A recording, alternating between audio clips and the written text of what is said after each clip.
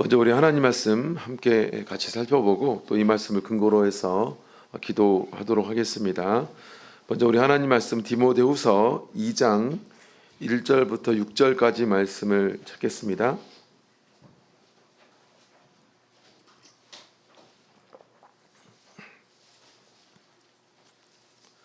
디모데후서 2장 1절에서 6절까지 말씀 저와 성도님들 번갈아 가면서 읽겠습니다.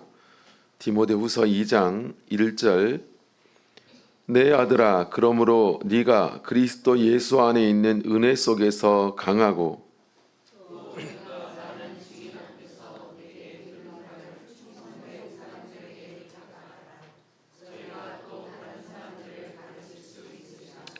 네가 그리스도 예수의 좋은 군사로 나와 함께 고난을 받을지니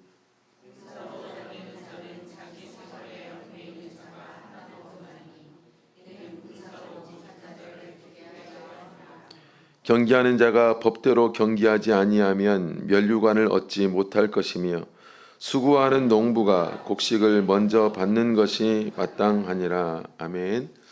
오늘 여기 있는 내용을 근거로 해서 은혜, 일꾼이 가진 능력의 근원이란 제목 가지고 하나님 말씀 증거하겠습니다. 오늘 시간에 하나님 말씀은 우리가 하나님의 은혜로 구원을 받고 또 은혜를 감사하는 삶을 산다면 마땅히 우리는 하나님의 일꾼이 되어서 은혜를 보답하는 그런 삶을 살아가야 됩니다. 물론 우리가 하나님의 은혜를 보답한다는 것은 불가능한 것이지만 그럼에도 우리는 하나님께서 내게 주신 그런 귀한 사랑과 은혜를 생각하면서 우리는 날마다 하나님을 위해서 또 하나님 몸된 교회를 위해서 무엇을 해야 될 것인가를 고민하며 일꾼으로서의 삶을 살아가야 되는 것이 마땅할 줄 믿습니다. 그래서 우리 청주교회 많은 우리 성도님들도 하나님의 귀한 일꾼들이 되어서 교회를 섬기고 또 그걸 통해서 또 예수님을 섬기는 그런 귀한 신앙의 길을 걸어가고 있는 분들이라고 믿습니다. 그래서 우리가 하나님의 일꾼이 돼서 하나님의 일을 한다라는 것은 큰 하나님의 은혜로 우리가 일을 해야 되고 또 그럼을 따라서 더 열심히 우리가 지치지 않고 일을 할 줄 알아야 되는데 사실 일을 하다 보면 그러지 못한 일들도 참 많습니다. 때로는 지치고 힘들고 또 내가 왜 이 일을 해야 되는지 굳이 다른 사람은 하지 않는 일을 굳이 내가 왜 해야 돼서 나로 스스로 괴롭고 힘들게 하는지 어떻게 보면 하나님의 일꾼이 만나는 많은 괴로움과 지침은 그냥 스스로 자기가 알아 벌어서 한 어떤 괴로움인 것처럼 느껴질 때가 있습니다. 그냥 아무것도 안 하고 있으면 이런 일도 없을 것을 이런 생각이 가끔 들 때도 있죠.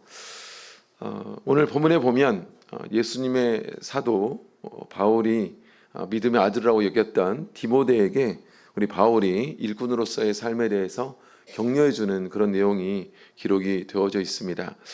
디모데는 당시에 에베소 교회의 일꾼으로서 교회를 섬기는 사람이었습니다.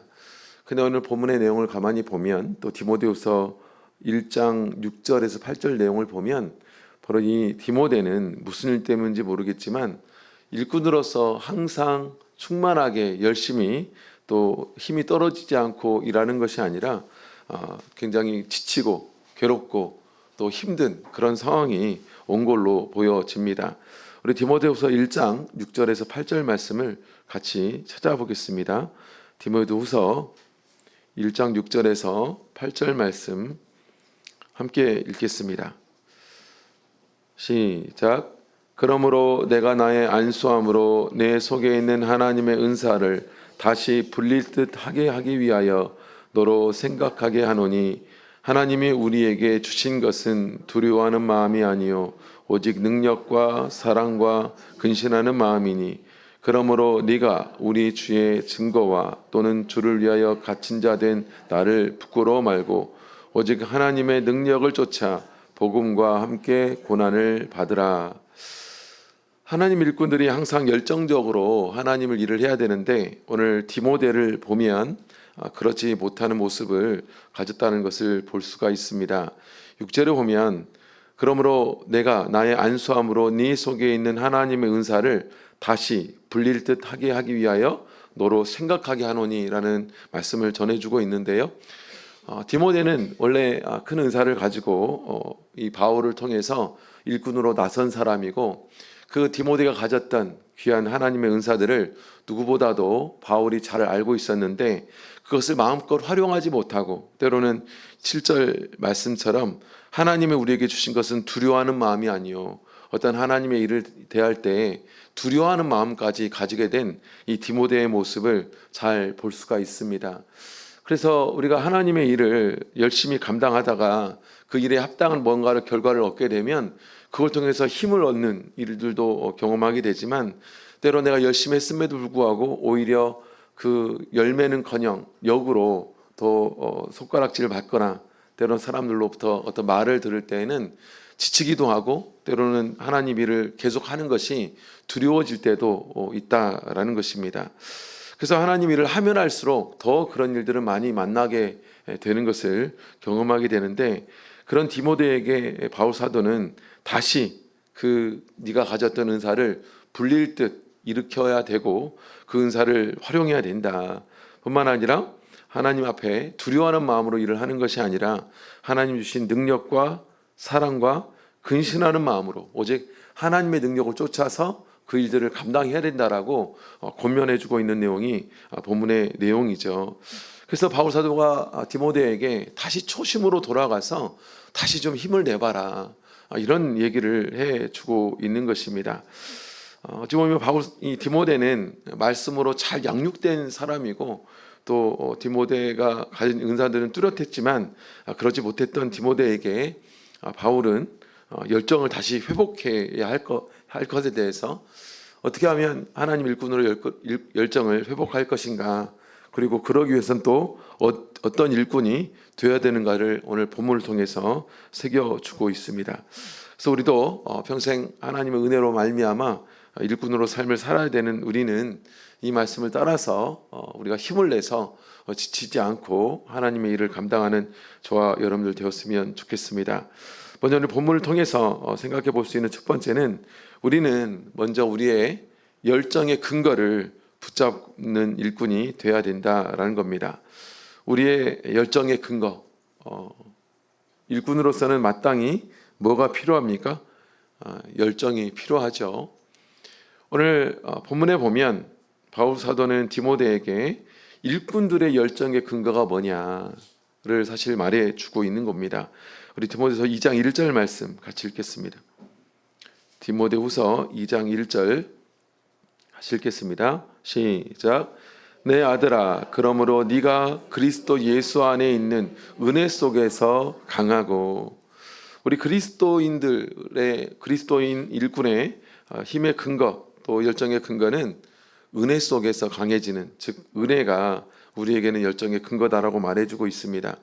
우리가 어떤 일을 할 때는 반드시 필요한 것은 힘이죠. 하다못해 설거지를 할 때에도 힘이 필요하고, 쓰레기를 정리할 때도 힘이 필요하고, 우리가 가지고 있는 힘 안에서 어떤 일을 감당하는 것이 마땅한 줄 생각합니다. 예를 들어서 10kg의 물건을 들려면 10kg의 힘이 또 필요하죠. 그것은 당연하다고 생각이 됩니다. 그 힘이 없으면 우리는 할 수가 없는 것입니다. 그런데 때로는 세상을 살다 보면 이것을 넘어선 힘이 발휘될 때가 있는데, 언제냐면 흔히 말하는 초인적인 힘이라고 여겨지는 때죠. 제가 이전에 한 교회에서 목회를 했는데, 그 교회가 작은 교회였습니다. 그러다 보니까 일꾼들이 많지 않고, 또 연세 드신 어르신들이 많다 보니까 많은 일들을 사실 하지 못했던 그런 교회였습니다. 근데 그 교회에 80이 가까운 모친이 계셨는데, 80이 가까운 모친이다 보니까 많은 일을 못했고, 또 이제 사람들이 적다 보니까 이렇게 우리 밑에 성도님들이 이것 좀 해주면 안 될까요?라고 부탁을 하면 나는 힘도 없고 하니까 못하겠다고 이렇게 손사래를 많이 치셨던 모친이세요. 근데 어느 날 저녁 예배가 됐는데 이 모친이 한 아이를 업고 오셨는데, 이 아이가 누구냐면 자기의 손자입니다. 손자예요. 근데 이분이 연세가 있어서 원래 일을 많이 감당을 못 하셨던 분인데 이 손자가 예배 드리는 동안에 업어달라고 하니까 1시간을 꼽아 업고 계시더라고요. 그래서 물론 이 손자를 데리고 온 이유가 있죠. 또 손자를 좀 자랑하고 싶기도 하고 이런 마음으로 데리고 오셨는데, 제가 이 설교를 하면서 이모친을 계속 보게 되잖아요. 근데 뒤에 서가지고 이 아이를 업고 계속 이렇게 어르고 달래고 그러면서 하는 게, 이 아이를 업고 계시는 걸 보면서 저 모친이 그런 힘이 원래 없으신데 어떻게 저러고 계시지? 원래 힘이 없다고 하셨고 또 그만큼 몸도 약하신 분인데 어떻게 아이를 1시간 동안 업고 계시지? 제가 이제 계속 제 마음속으로 질문이 이렇게 든 겁니다.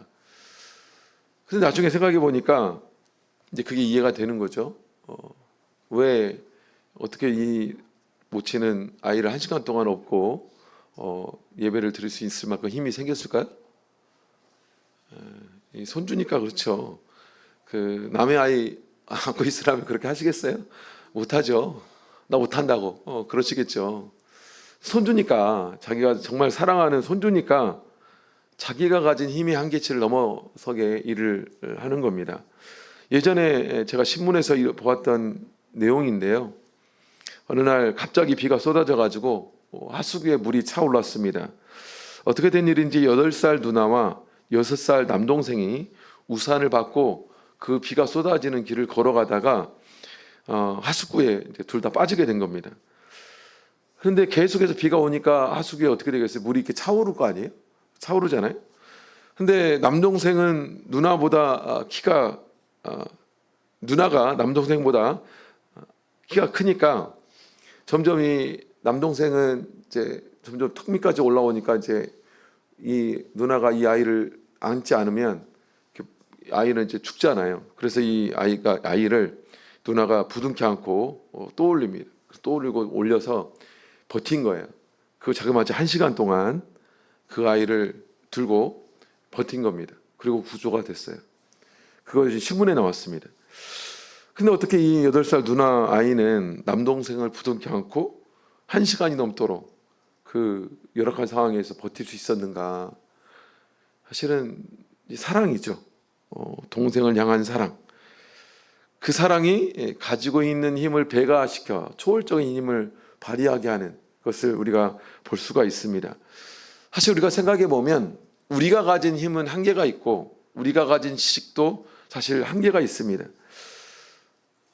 제가 이제 신학을 하고 지금까지의 연수가 벌써 20년이 됐는데 이렇게 되돌아보면 할 수 없는 일들을 했던 일들을 경험하게 됩니다. 저도 뭐 이렇게 여러 힘든 일들을 만나고 온전히 그걸 괴로워하고 또 그러면서 시간이 지나고 또 그런 일들이 경험이 되고 또 그것이 기억에 남아서 지금 되돌아보면 어떻게 그런 상황을 버텼을까 이런 생각이 들 때가 많이 있죠. 지금의 제 역량, 제 생각, 제 지식, 제 성품적으로 도저히 감당할 수 없는 일들을 겪은 일들이 정말로 많습니다. 그런데 사실 하나님의 일들이 많이 그렇습니다. 감당할 수 없는 일들이 정말 많아요. 세상 일은 사실 내 유익을 위해서 많은 일들을 하지 않습니까? 그래서 유익이라는 것은 결국에 어떤 일을 하게 되면 그걸 통해 칭찬을 듣기도 하고 어떤 결과를 통해서 내 삶이 이게 도움이 되기도 하고 어떤 사람들의 어떤 인정, 우러러봄, 뭔가 이런 유익들이 있다 보니까 자발적으로 하는 일들이 많습니다. 그런데 하나님의 일들은 이제 그런 경우도 물론 있습니다.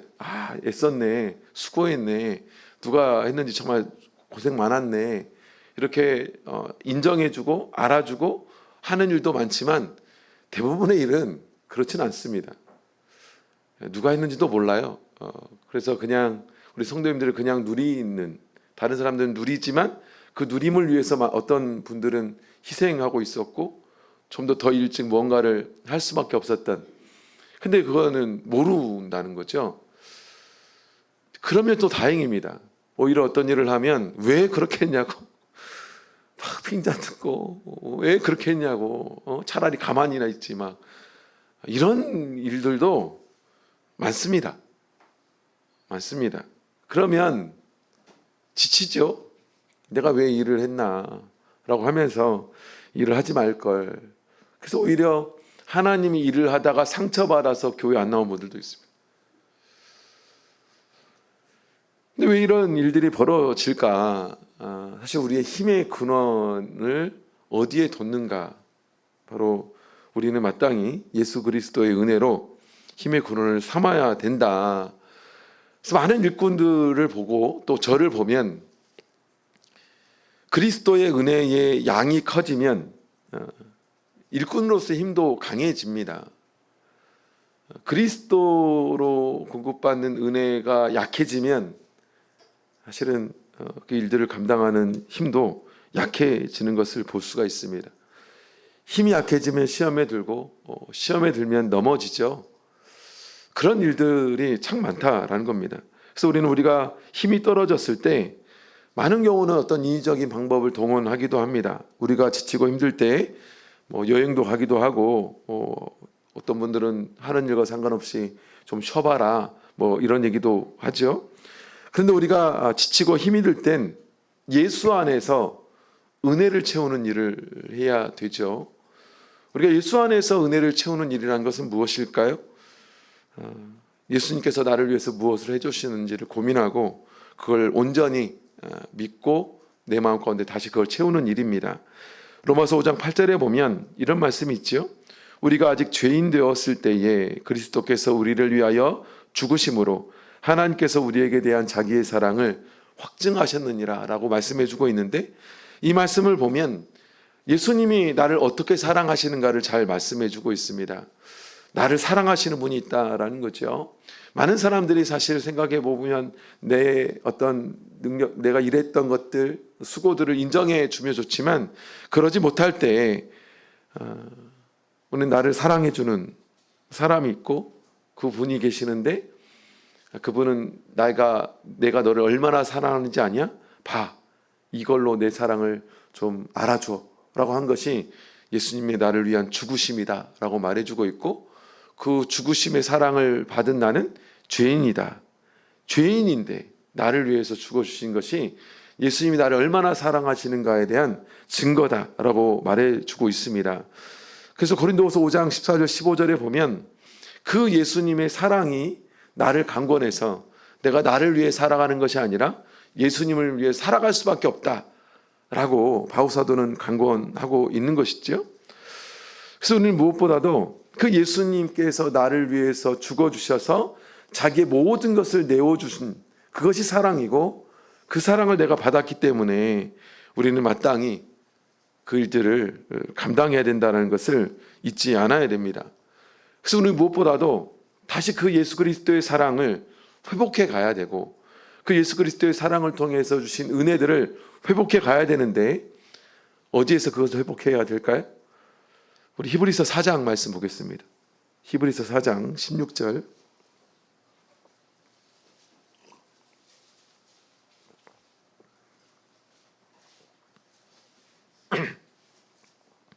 히브리서 4장 16절 같이 읽겠습니다. 시작. 그러므로 우리가 긍휼하심을 받고 때를 따라 돕는 은혜를 얻기 위하여 은혜의 보좌 앞에 담대히 나아갈 것이니라. 이 히브리 기자는 우리가 하나님의 은혜가 있는 자리에 나아가야 된다. 왜 그 은혜가 있는 자리에 나아가야 될까요? 하나님의 은혜가 그 자리에 있기 때문이다. 하나님의 은혜는 제때에 주시는 도움이기 때문에 우리는 하나님의 은혜가 있는 자리에 항상 나아가기를 힘써야 된다. 이렇게 말씀해 주고 있습니다. 그럼 어떻게 그 은혜의 자리에 나아가야 될까요? 저는 우리가 드리는 예배와 기도의 자리가 바로 그 은혜의 자리다라고 믿습니다. 우리에게 하나님의 은혜를 채우는 것은 바로 예배와 기도로 하나님 앞에 나아갈 때 채워지는 것이다. 하나님의 교역자들, 일꾼들의 여러 문제 중에 저는 큰 문제가 있는데 그 문제는 뭐냐면 우리 일꾼들은 열심히 우리 성도님들을 위해서 예배의 자리를 준비하고 기도의 자리를 준비하는데 열심히 합니다. 그런데 그 자리에 자신이 예배자가 되고 자신이 그 기도자가 되는 것에는 관심이 없는 일꾼들도 참 많더라라는 거죠. 그래서 교회에서는 많은 성도님들이 예배할 수 있도록 기도할 수 있도록 장소를 제공하고 편리를 준비하는 것, 그게 일꾼들이 열심히 해야 될 일인데 이걸 봉사라고 말하죠. 그런데 정작 그 일꾼들은 그런 일들을 위해서, 그 봉사의 일을 위해서 어디서 공급받아 그 일들을 감당하냐. 우리는 당연히 일꾼들이 더 열심히 예배에 나와서 말씀을 통해서 내 마음 가운데 하나님께서 주신 은혜를 다시 분리해야 되고 다시 하나님 앞에 기도를 통해서 그 은혜로 일할 수 있는 힘을 강하게 만드는 일들을 열심히 해야 된다라는 거였죠. 그래서 자신이 그 예배와 그 기도를 통해서 그 은혜를 공급받고 그 은혜로 일을 해야 되는 것이 일꾼이다. 그래서 베드로전서 4장 11절에 보면 이렇게 말씀하고 있습니다. 만일 누가 말하려면 하나님의 말씀을 하는 것 같이 하고 누가 봉사하려면 하나님의 공급하시는 힘으로 하는 것 같이 하라라고 말씀해 주고 있는데, 우리가 일하는 사람들, 봉사하는 사람들은 하나님이 공급해 주시는 그 힘으로 우리는 일을 해야 되고, 하나님의 그 공급은 사실은 예배라는 통로를 통해서 또 기도라는 통로를 통해서 하나님은 우리에게 그 일들을 감당하라고 은혜의 힘들을 공급해 주신다는 거죠. 그래서 우리는 무엇보다도 하나님의 일꾼들이기 때문에 더욱더 기도하셔야 됩니다. 더욱더 예배 자리에 나오셔서 말씀을 통해서 하나님이 어떤 분인지, 그리고 나를 위해서 무엇을 하신 분인지에 대해서 끊임없이 그 말씀을 채워가는 것이 우리가 해야 되는 일인 것을 말씀해 주고 있는 것이죠. 그래서 우리는 하나님의 은혜로 일하는 사람들입니다. 하나님의 은혜로 일하는 사람들이에요. 분명한 것은 내가 일하는 것보다 더 많은 은혜를 하나님께서 내게 주셨기 때문에 내가 그 하나님의 은혜로 일을 하는 겁니다. 그래서 거기에는 자랑이 없죠. 하나님께서 은혜 주셨기에 하는 사람들이 우리니까. 그래서 모쪼록 모든 성도님들은 하나님의 은혜가 우리의 일꾼의 근거가 되고 또 열심 낼 수 있는 열정을 가지는 열정의 근거가 되기를 간절히 원합니다. 그렇다면 그 일꾼들은 어떤 일꾼이 되어야 되는가? 하나님의 은혜로 일하는 사람들은 어떤 일꾼이 되어야 되는가? 오늘 본문에 또 세 가지로 말씀해 주고 있는데요. 첫 번째는 우리는 하나님을 기쁘게 하는 일꾼이 되어야 된다라는 겁니다. 하나님을 기쁘게 하는 일꾼, 군인 같은 일꾼이 되어야 된다라고 말씀해 주고 있죠. 나를 부르신 자를 기쁘게 하는, 반대로 하나님의 일꾼들이 사람을 기쁘게 하고 나를 기쁘게 하는 데 목적을 둔 일꾼이면 반드시 지칠 수밖에 없습니다. 근데 그러지 말라는 겁니다. 다시 하나님의 은사를 불릴 듯한 하나님의 은혜로 일하는 사람들은 나를 기쁘게 하거나 사람들만 기쁘게 하는 그런 일꾼이 아니라 하나님을 기쁘게 하는 일꾼이 되라. 그래서 디모데후서 2장 3절 4절에 보면 이렇게 말씀하고 있죠. 네가 그리스도 예수의 좋은 군사로 나와 함께 고난을 받을지니 군사로 다니는 자는 자기 생활에 얽매이는 자가 하나도 없나니 이는 군사로 모집한 자를 기쁘게 하려 함이라. 바울서는 그리스도의 좋은 군사가 되라. 이 군사 같은 일꾼에 대해서 말씀해 주고 있습니다. 그러면서 하는 얘기는 나와 함께 고난을 받아라. 군사하면 생각나는 게 뭐냐면 이제 고난, 괴로움, 고통이다. 저희 전주교회에 이제 대학부 청년들이 많은데 최근에 이렇게 제대한 청년들이 많습니다. 제가 전주교회 부임받아서 오자마자 막 1명, 2명 막 군대를 막 가기 시작하더라고요. 그래서 한 3, 4명 군대를 가길래 제가 야, 나 보기 싫어서 이렇게 군대로 도망가냐고 그랬는데 나중에 이제 돌아왔어요. 저 있는 동안에 또 돌아와서 1년 반이니까 돌아와서 제가 야, 나 보기 싫어서 도망가 또 오니까 또 내가 있지? 그러면서 이제 웃었던 기억이 있는데, 이 청년들이 앉으면 어디 뭐 얘기인지 하는지 아세요? 군대 얘기합니다. 앉으면 군대 얘기해요. 누굴 향해서? 군대 안 간 후배를 향해서 그렇게 군대 얘기를 해요. 근데 왜 군대 얘기를 할까요? 인생에서 가장 힘든 경험이었거든요. 자기 인생에서 가장 힘든 경험. 그래서 가장 힘든 경험이다 보니까 그게 이제 무용담처럼. 무슨 얘기냐면 군대는 힘든 곳이죠. 근데 바울 사도는 하나님의 일꾼들이 마치 군인 같고 군인처럼 고난을 받는 것이다. 하나님의 일은 쉬운 일이 없습니다. 힘든 일이에요. 남들보다 힘들어야 됩니다. 남들보다 힘든 것이 일꾼이에요. 내가 편하자고 일꾼 되는 거 절대 아닙니다. 절대 그럴 수 없어요. 그럴 수 없다. 군인들이 자기의 삶에 얽매일 수 없는 것처럼 자기 삶이 없지 않습니까? 군인이란 신분 때문에, 하나님의 일꾼이란 신분 때문에 우리는 자유함도 없죠. 부자유합니다. 때로는 고난이 있어요. 그래서 교회의 필요를 따라서 움직여지는 사람이 자유가 없는 거죠. 내가 원하고 내가 바라는 대로 사는 것이 아니라 교회가 필요하는데, 또 성도가 필요하는데, 또 그것이 곧 예수 그리스도의 몸된 교회, 바로 예수님의 필요에 따라서 내가 움직여지는 사람이 하나님의 일꾼이기 때문에 거긴 자유가 없지요. 그러다 보니까 매일 그 삶이 고난입니다. 괴로움입니다.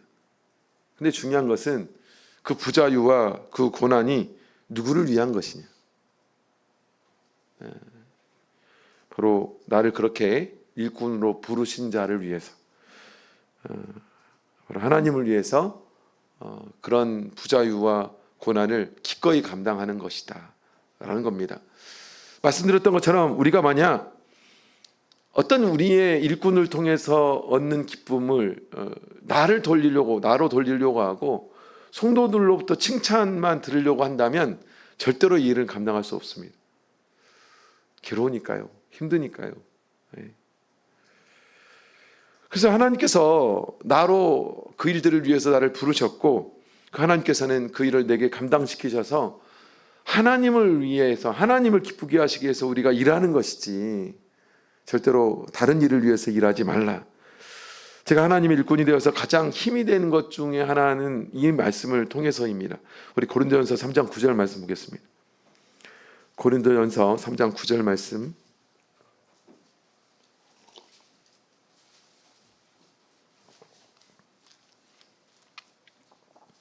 고린도전서 3장 9절 말씀. 시작. 우리는 하나님의 동역자들이요 너희는 하나님의 밭이요 하나님의 집이니라. 하나님의 집에서, 하나님의 밭에서 일하는 하나님의 동역자. 동역자는 무슨 말입니까? 같이 일하는 사람. 근데 그 같이 일하는데 하나님 일꾼들은 누구하고 일을 해요? 하나님과 일하는 사람들이다. 여기에 뿌듯함이 있습니다. 여기에 기쁨이 있어요. 저는 하나님과 일하는 사람이죠. 얼마나 이 일이 감격스러운 일인지 모릅니다. 그래서 저는 참 연약하고 부족하고 아무것도 아닌 사람인 것처럼 느껴진 때도 나는 하나님이 같이 일하려고 나를 붙잡은 사람이지 라는 걸 생각하면 막 감동이 돼요. 막 벅차올라요.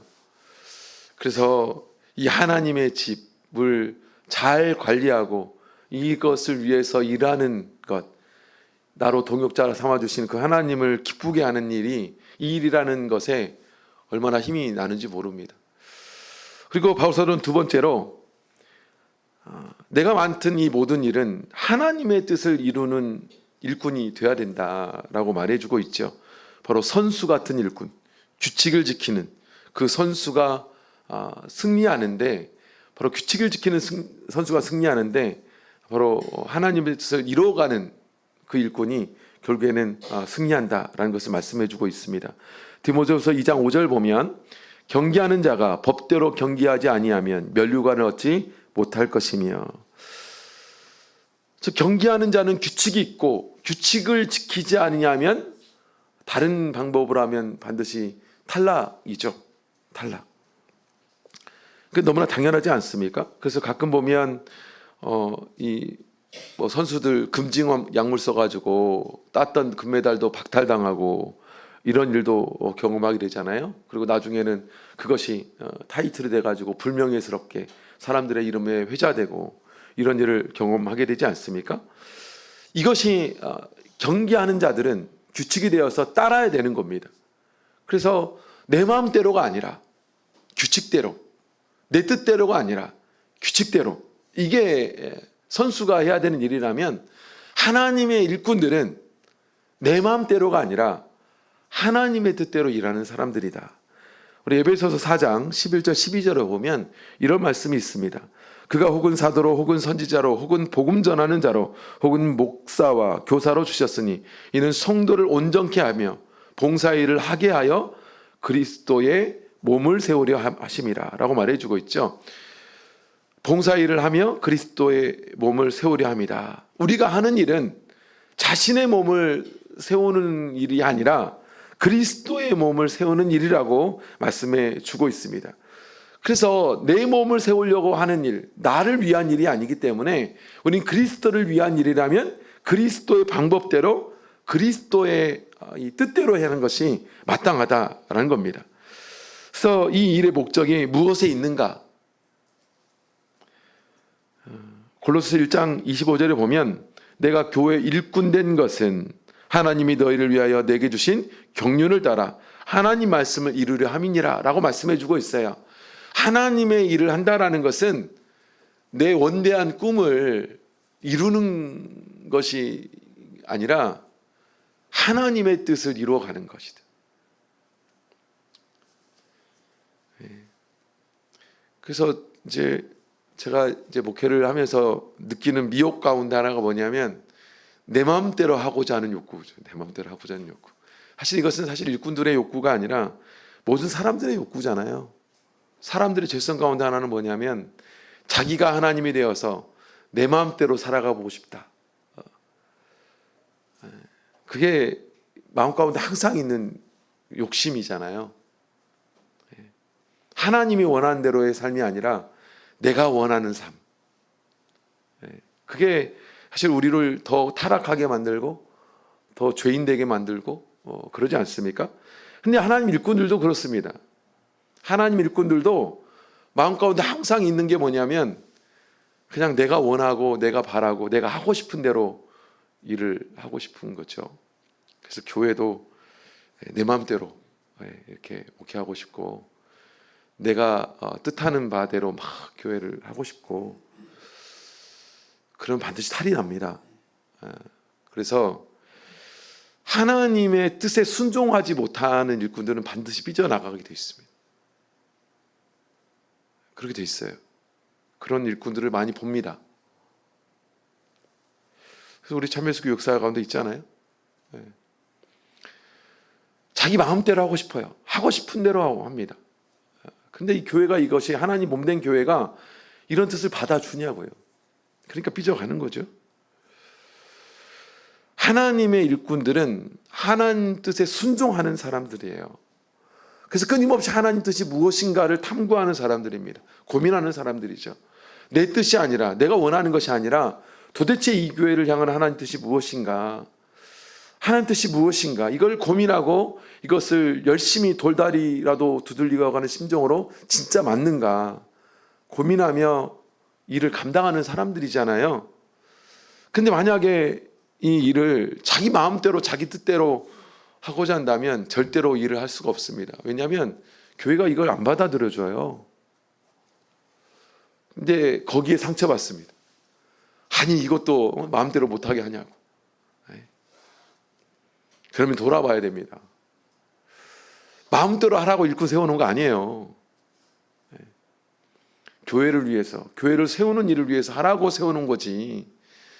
그래서 우리는 돌아봐야 됩니다. 선수 같은 일꾼이 되어서 도대체 하나님의 그 규칙이 뭔가, 그 하나님의 방법이 뭔가, 그리고 이 교회의 일의 목적이 뭔지를 우리는 열심히 생각하고 또 그걸 위해서 일하는 사람들, 그런 사람들이 지치지 않습니다. 마지막 세 번째로 하나님 일꾼들은요, 하나님이 주시는 열매를 기대하는 일꾼이 되어야 됩니다. 우리 디모데후서 2장 6절에 보면 수고하는 농부가 곡식을 먼저 받는 것이 마땅하니라. 농부 같은 일꾼, 농부가 수고의 열매를 기대하고 땀을 흘리듯이 수고하는 하나님의 농부는 반드시 그에게 그 열매를 주신다 라는 믿음으로 이 일을 감당해야 된다. 그래서 하나님의 일꾼은 그 열매를 누가 주세요? 하나님이 주십니다. 사람이 주는 것이 아니라. 그래서 우리는 열심히 사람이 주는 열매를 기대하고 일을 하잖아요. 잘 그렇습니다. 그래서 이제 사람들이, 제 목자님 모르겠습니다. 다른 목자님도 잘 모르겠는데, 저는 보면 아이 목자님 수고하시네요. 그러면 왠지 막 내가 좀 내가 수고하고 있구나, 힘이 나네, 뭐 이런 생각이 들 때가 있어요. 그래서 물론 칭찬도 필요할 때가 있죠. 근데 그게 독이 될 때도 있어요. 사람들 칭찬을 좋아하면 그게 내 일의 근거가 돼가지고 칭찬 듣고자 일을 합니다. 칭찬 듣고 싶어서 일을 해요.